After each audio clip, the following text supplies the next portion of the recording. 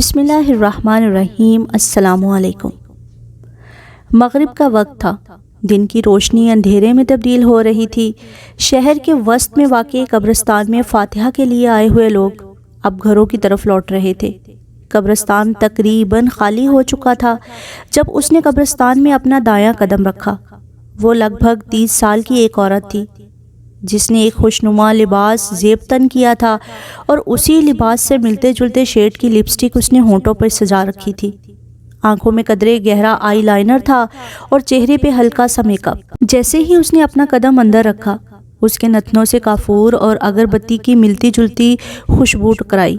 اسے یہ خوشبو کبھی بھی پسند نہیں تھی۔ اس نے جلدی سے اپنا قدم باہر نکال لیا۔ اس نے گہرے لمبے سانس لیے اور پھر سے اپنا قدم اندر رکھا۔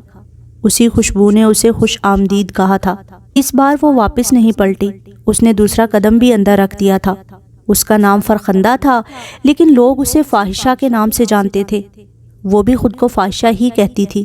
بس لوگوں کے نزدیک فاحشہ کا مطلب بد کردار، جسم فروش یا طوائف تھا۔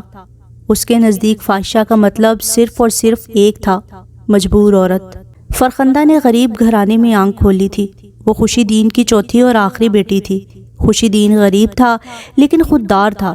وہ سارا دن مستریوں کے پیچھے مزدوری کر کے چند روپے لے آتا جس سے گھر کا چولہا جل جاتا۔ غربت کے خلاف اس جنگ میں خوشی دین کی بیوی اس کا پورا ساتھ دے رہی تھی۔ وہ مختلف گھروں میں ملازمہ کے طور پر کام کر رہی تھی۔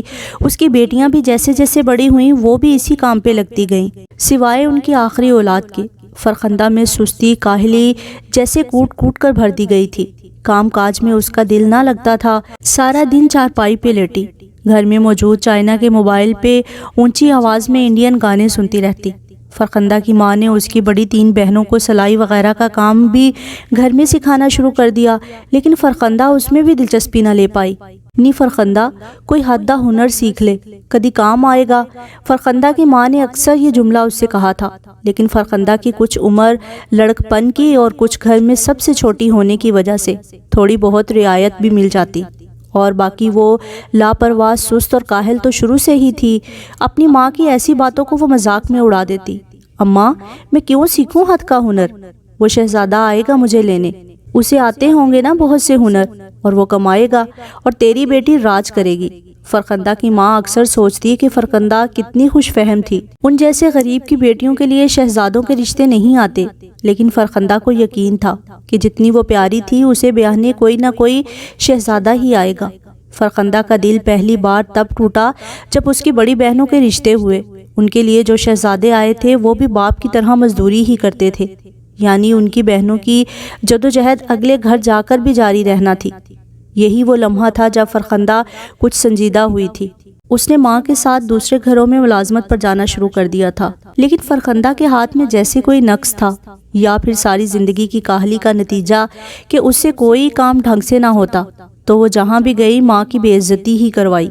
فرخندہ کی قسمت نے اسے مزید ذلیل ہونے سے بچا لیا اور اس کے شہزادے کی آمد ہوئی۔ فرخندہ کی بڑی بہن نے اپنے سسرال کے کسی رشتہ دار میں اس کا رشتہ کروا دیا تھا۔ طارق ایک معمولی سی شکل و صورت والا درمیانی قد کا آدمی تھا۔ وہ فرخندہ سے عمر میں 7-8 سال بڑا تھا۔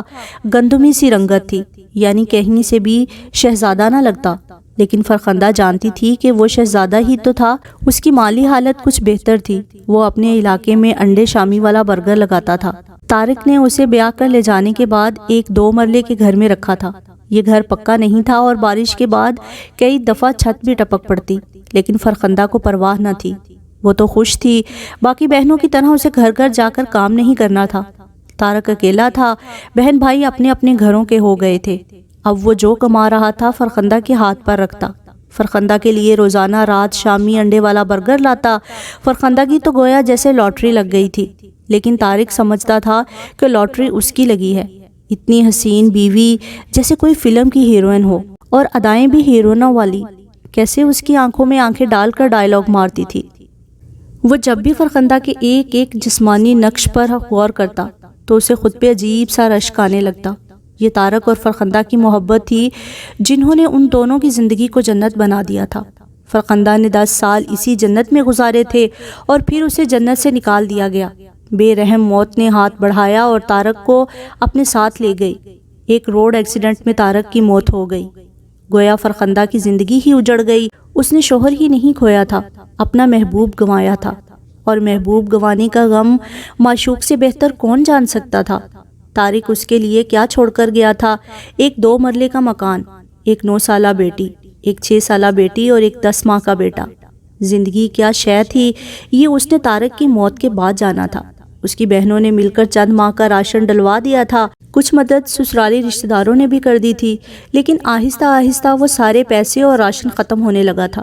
فرخندہ نے طارق کی موت کا دکھ بھول کر اپنے بچوں کی خاطر کوئی مزدوری کرنے کے بارے میں سوچا تھا، لیکن وہی مسئلہ، اس کے ہاتھ میں کوئی صفائی ہی نہیں تھی، اس کا کام کسی کو پسند ہی نہیں آتا تھا۔ فرخندہ کے ماں باپ اب نہیں رہے تھے، لیکن اس کی ماں کی کہی بات اسے کئی بار یاد آتی، نی فرخندہ کوئی ہاتھ دا ہنر سیکھ لے، کدی کم آوے گا۔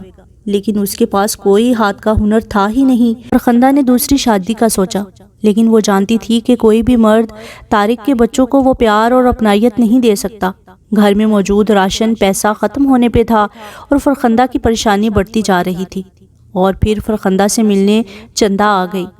چندہ اس کی بچپن کی سہیلی، ان کے گھر کے ساتھ ہی تو گھر تھا چندہ کا، اس جیسے ہی تو شوق تھے چندہ کے، اور ابا کے چائنا والے موبائل میں اس نے ہی اسے گانے کروا کر دیے تھے، لیکن کم عمری میں ہی چندہ کی شادی ہو گئی تھی۔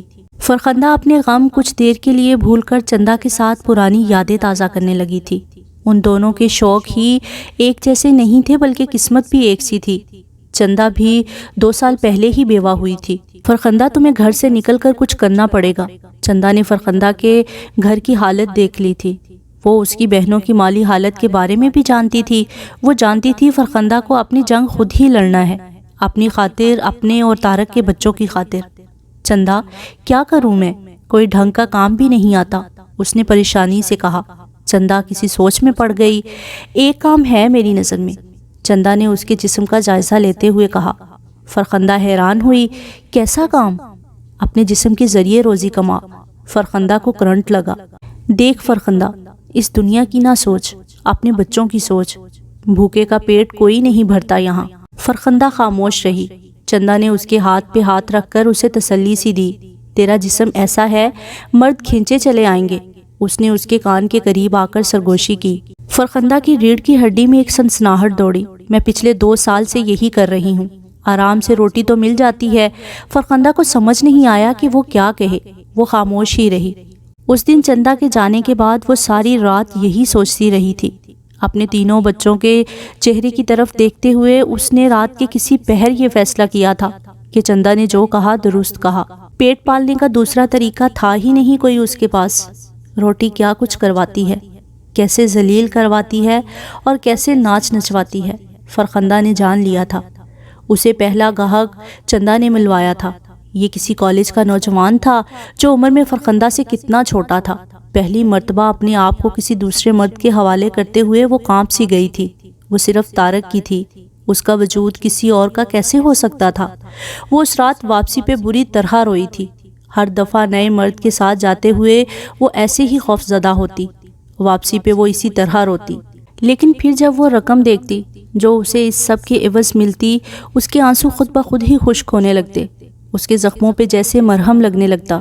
کبھی کبھی اسے محسوس ہوتا کہ اسے کسی دوسرے مرد کی باہوں میں دیکھ کر طارق کی روح کتنا تڑپتی ہوگی، لیکن پھر وہ خود ہی اپنے آپ کو تسلی دیتی، جب طارق کے بچوں کا پیٹ بھرتا ہوگا تو اس کی روح کو کتنا سکون ملتا ہوگا۔ دنیا میں سب سے بڑا مسیحا پیسہ ہی ہے، جیسے یہ دلاسا دیتا ہے، جیسے یہ زخم بھرتا ہے، کوئی بھر ہی نہیں سکتا۔ یہ صرف چند روز کے لیے ہی تھا۔ چند دنوں بعد نہ فرخندہ کا دل کانپا، نہ اسے تکلیف پہنچی۔ بس وہ اپنی مزدوری پہ جاتی اور معاوضہ لے کر واپس آ جاتی۔ اپنے چھوٹے بیٹے کے لیے دودھ، کچھ آٹا، تھوڑے چاول، بیٹیوں کے لیے کوئی گولی، ٹافی اور کبھی کبھار تھوڑا سا کوئی فروٹ۔ زندگی یکدم حسین سی لگنے لگتی۔ فرخندہ کے لیے یہ عجیب سی دنیا تھی، امیر، غریب، جوان، بوڑھے، سب کو جیسے ایک ہی مرض لاحق تھا۔ وہ پہلے پہل ان سب کو عیاش سمجھتی تھی، لیکن پھر وہ جان گئی تھی کہ یہ عیاشی نہیں، بھوک تھی۔ بس اس کی اور ان مردوں کی بھوک میں فرق تھا۔ گھر میں موجود راشن پھر سے ختم ہونے والا تھا، کیونکہ کتنے دن ہو گئے تھے اب وہ کسی سے ملی نہیں تھی۔ محرم کا مہینہ شروع ہو گیا تھا اور چندہ نے اسے بتایا تھا کہ اس مہینے میں گاہک کم ہی رابطہ کرتے ہیں، اسی وجہ سے وہ فکر مند نظر آ رہی تھی۔ وہ جانتی تھی کہ کل اگر دودھ نہ آیا تو منا تو رو رو کر آسمان سر پر اٹھا لے گا۔ وہ بار بار اپنے موبائل کو تک رہی تھی، شاید کسی کا فون آ جائے۔ رات پوری بیتی اور اگلا دن بھی۔ یہ اگلی شام تھی جب اس کے موبائل پہ کال آئی اور یہ کال فرحان کی تھی۔ مطلب آج اچھی رقم ملنے والی تھی۔ اسے خوشی ہوئی تھی۔ فرحان اس کا مستقل گاہک تھا، مالی لحاظ سے بھی اچھا تھا، اور سب سے اچھی بات وہ اسے معاوضے کے علاوہ بھی کچھ رقم دے دیا کرتا تھا۔ خود کو سجانے کے بعد اس نے اپنی بڑی بیٹی کو سمجھایا کہ وہ کام پہ جا رہی ہے اور شام کو کھانا لے کر لوٹے گی۔ وہ گھر سے نکلی ہی تھی جب اس کے موبائل پر فرحان کی کال آئی۔ محرم کا کوئی جلوس تھا اور اس جلوس نے ٹریفک اچھی خاصی جام کر دی تھی۔ اس جلوس کی وجہ سے فرحان کی گاڑی بری طرح پھنس گئی تھی۔ وہ یہاں سے آگے نہیں جا سکتا تھا، بس پیچھے کو ٹرن لیا جا سکتا تھا۔ فرحان جس جگہ پھنسا تھا وہ پیدل اس سے 30 منٹ کی دوری پہ تھا۔ فرحان نے اسے شارٹ کٹ استعمال کرنے کا کہا اور یہ شارٹ کٹ قبرستان والا راستہ تھا۔ وہ سرور روڈ پہ قبرستان کے پاس موجود تھی۔ اسی قبرستان کا دوسرا دروازہ طارق روڈ پر نکلتا تھا جہاں فرحان کی گاڑی پھنسی تھی۔ قبرستان سے گزر کے جانا پہلے اسے معیوب سا لگا، لیکن وہ جلد از جلد فرحان کے پاس جانا چاہتی تھی۔ چند لمحے سوچنے کے بعد اس نے قبرستان میں قدم رکھا۔ اس کے نتنوں سے ایک عجیب سی خوشبو ٹکرائی۔ یہ کافور اور اگربتیوں کی ملی جلی بو تھی۔ اسے عجیب متلی سی ہوئی، لیکن پھر بھی وہ قبرستان میں داخل ہو گئی تھی۔ سورج ڈوب رہا تھا اور قبرستان کا منظر وہ پہلی بار دیکھ رہی تھی۔ یہاں ایک عجیب سی ویرانی تھی، ایک خوف تھا۔ وہاں موجود درختوں کی شاخیں ہوا کی وجہ سے جھول رہی تھی۔ ہوا کی آواز میں ایک عجیب سی سرگوشی تھی۔ اس سے پہلے اسے ہوا کی آواز اتنی پراسرار نہیں لگی تھی۔ فرخندہ اس ہوا کو نظر انداز کرتے ہوئے ان قبروں کی طرف دیکھنے لگی تھی جن کے درمیان سے وہ گزر رہی تھی۔ وہاں قبروں میں لیٹے وہ لوگ تھے جو کبھی فرخندہ کی طرح زندہ تھے۔ ان میں سے کئی فرخندہ کی طرح حسین و جمیل بھی ہوں گے، لیکن وہ سب اب مٹی تلے دبے تھے، اور آنے والے کل میں فرخندہ بھی کبھی نہ کبھی۔ فرخندہ اپنے خوف کو چھٹکتے ہوئے آگے کی طرف بڑھنے لگی۔ وہ تیز تیز قدم بڑھا رہی تھی۔ ابھی وہ تھوڑا آگے ہی گئی تھی جب اس نے وہاں کٹا ہوا سر دیکھا۔ وہ انسانی سر نہیں تھا، کسی جانور کا تھا، اور کس جانور کا تھا وہ شناخت نہیں کر سکی تھی کیونکہ وہ ڈھانچے میں تبدیل ہو چکا تھا۔ شاید کسی نے کالا جادو کر کے پھینکا تھا۔ وہ مزید خوف زدہ سی ہوئی۔ اسے اس ڈھانچے سے خوف آیا۔ اس کا میک اپ زدہ چہرہ، کیا اسے بھی ایسے ہی ڈھانچے میں تبدیل ہو جانا تھا؟ وہ اسی ڈھانچے کی طرف دیکھ رہی تھی جب ایک کالا کتا دور سے بھاگتا ہوا آیا اور وہ اس ڈھانچے کو منہ مارنے لگا۔ فرخندہ ایک درخت کے پیچھے چھپ گئی۔ اس کا دل کانپنے لگا تھا۔ اس کا دل کیا کہ وہ وہاں سے بھاگ جائے کہیں دور، لیکن وہ وہیں کھڑی رہی۔ وہیں کھڑے کھڑے اس کی نظر پاس بنی ایک قبر پر پڑی تھی۔ اس قبر میں ایک کھڈا بنا تھا اور اس کھڈے کے ذریعے بہت سے کیڑے اندر جا رہے تھے۔ وہ کیڑوں کی لمبی سی قطار تھی۔ وہ کیسے رفتار سے قبر کے اندر جا رہے تھے؟ پتہ نہیں اس قبر والے نے کیا گناہ کیا تھا۔ یہ مجھ سے زیادہ گناہ گار تو نہیں ہو سکتا، فرخندہ نے سوچا۔ اسے وہ کیڑے اپنے جسم پر رینگتے ہوئے محسوس ہونے لگے۔ اسے اپنے گناہ یاد آنے لگے تھے۔ فرخندہ نے اپنی آنکھیں بند کر لی۔ اس کے حواس کام کرنا چھوڑ رہے تھے۔ اس کا سانس رک رہا تھا۔ اندھیرا مزید گہرا ہونے لگا تھا اور خوف بڑھتا ہی جا رہا تھا۔ اور پھر اسے بہت سے کتوں کے بھونکنے کی آوازیں سنائی دیں۔ وہ عجیب سی آوازیں تھیں، جیسے کتوں کی آوازوں کے ساتھ کوئی اور آواز بھی شامل ہو۔ یہ سب آوازیں مل کر ایک عجیب خوفناک آواز بنا رہی تھیں۔ قبرستان میں جانور زور زور سے کیوں چلاتے ہیں؟ ایک دفعہ اس کے باپ نے اسے بتایا تھا۔ وہ مکمل طور پر پسینے میں بھیگ چکی تھی۔ پورا جسم کانپ رہا تھا، دل کانپ رہا تھا، روح کانپ رہی تھی۔ اسے لگا جیسے وہ یہاں سے بھاگ نہ سکے گی اور نہ ہی ہل سکے گی، بس کانپتے کانپتے یہیں پہ مر جائے گی۔ وہ کتنی ہی دیر اس حالت میں رہی اور پھر پوری قوت سے اس نے بھاگنا شروع کر دیا۔ وہ بھاگتے ہوئے قبروں کے اوپر سے گزر رہی تھی۔ اسے ہوش نہیں تھا، وہ بس بھاگتی رہی۔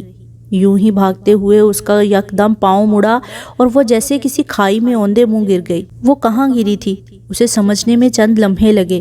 یہ ایک نئی کھودی گئی قبر تھی، کسی نئی آنے والی میت کے لیے۔ فرخندہ کا دل کیا کہ وہ زور زور سے چلائے، لیکن اس کی آواز نہیں نکل رہی تھی۔ وہ زندہ تھی مگر بے بس تھی۔ کچھ مٹی اس کے حلق میں چلے گئی، کچھ چہرے پر، کچھ بالوں پر۔ اسے پہلی بار اپنا آپ مٹی کا محسوس ہوا۔ فرخندہ بمشکل کھڑی ہوئی تھی۔ اس نے وہاں سے باہر نکلنا چاہا، لیکن اس قبر کے ارد گرد مٹی کی ڈھیریاں تھیں جو اس قبر کو کھود کر لگائی گئی تھی۔ باہر نکلنے کی کوشش میں بری طرح گری۔ اس مرتبہ وہ قبر میں بالکل سیدھی گری تھی، بالکل کسی میت کی طرح۔ اسے اپنی گردن پہ کوئی کیڑا رینگتا ہوا معلوم ہوا۔ وہ اسے پیچھے ہٹانے کا سوچ ہی رہی تھی کہ اس کیڑے نے زور سے کاٹ لیا۔ یہ شدید قسم کا درد تھا۔ اس نے جلدی سے اس کیڑے کو پرے ہٹایا اور وہ زندہ تھی۔ اس کے ہاتھ، پاؤں، پورا جسم اس کے اختیار میں تھا۔ اس سے یہ اختیار چھینا نہیں گیا تھا۔ وہ اٹھ کھڑی ہوئی۔ 2-3 بار مزید گرنے کے بعد وہ باہر نکلنے میں کامیاب ہو گئی۔ خوف جیسے اس کے جسم کے ایک ایک ٹشو میں سما گیا تھا۔ یہ جگہ ہی وحشت سے بھرپور تھی۔ اور پھر جو اس کے ساتھ ہوا تھا وہ قبرستان کے وسط میں تھی۔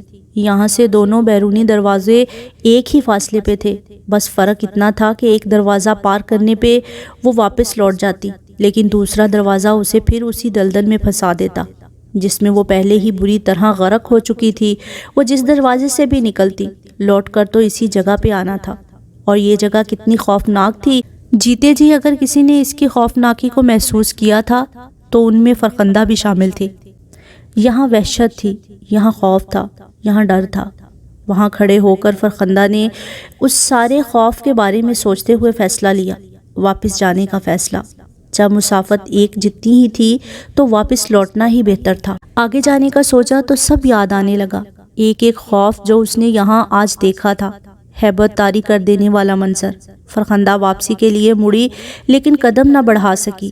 اس کے ذہن میں کچھ آیا تھا، اس کا منا بھوکا تھا، اور اس سوچ کے آنے پہ جیسے ہر خوف چھٹنے لگا۔ اسے وہ کیڑے یاد آئے جو ایک قبر میں داخل ہو رہے تھے، لیکن اس کا منا بھوکا تھا۔ اسے وہ کھوپڑی یاد آئی جسے ایک کتا منہ مار رہا تھا، لیکن اس کا منا بھوکا تھا۔ اسے جانوروں کے بھونکنے کی آواز یاد آئی، کتنی خوفناک آوازیں تھیں، لیکن جب رات کو منا بھوک سے چلائے گا تو اس کی آواز تو اسے ان سب آوازوں سے خوفناک لگنے والی تھی۔ ہاں، اس کا منا بھوکا تھا۔ وہ قبر میں گری تھی اور نکل آئی تھی۔ ایک وقت آئے گا جب قبر اسے نکلنے نہیں دے گی، لیکن کیا کرے، منا بھوکا تھا۔ اسے کیڑے نے شدت سے کاٹا تھا، درد بھی ہوا تھا، لیکن جو درد اس کے بچے اس کے خالی ہاتھ دیکھ کر آج رات محسوس کرنے والے تھے وہ اس سے زیادہ شدید تھا۔ فرخندہ پلٹی نہیں تھی، وہ آگے کی طرف جانے لگی۔ وہ ایک ہاتھ سے اپنے کپڑے جھاڑ رہی تھی، ایک سے بال، اور آگے بڑھتی جا رہی تھی۔ چند قدم آگے جانے پہ اسے پھر سے خوفناک آوازیں سنائی دیں، لیکن وہ اس بار خوفزدہ نہیں ہوئی تھی۔ وہ آگے کی طرف چلی گئی۔ قبرستان میں ہیبت اسی طرح برقرار تھی، وہ اتنا ہی خوفناک تھا، ہر چیز اتنی ہی ڈراؤنی تھی، لیکن فرخندہ کو اب کسی چیز سے خوف نہیں آ رہا تھا، کیونکہ وہ جانتی تھی ایک خوف ہر خوف پہ بھاری ہے، بھوک کا خوف۔ ہاں، بھوکے پیٹ کا خوف، وہ خوف جو خوف کبیرہ ہے۔ فرخندہ قبرستان سے نکلی اور مسکراتے ہوئے گاڑی کا دروازہ کھول کر فرنٹ سیٹ پر بیٹھ گئی۔